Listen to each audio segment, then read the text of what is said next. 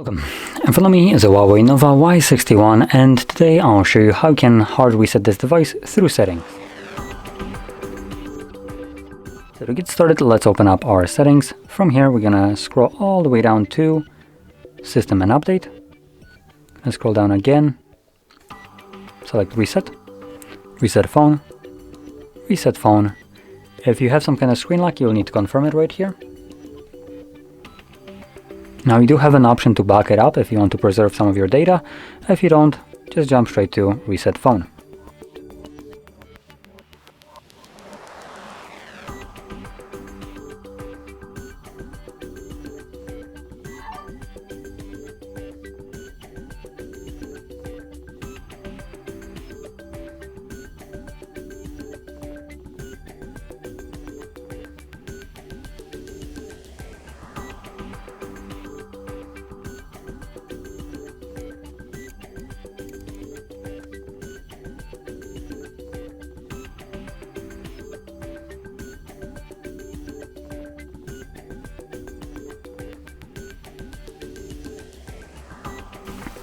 And as you can see, the process is now finished and you can set up your phone however you like.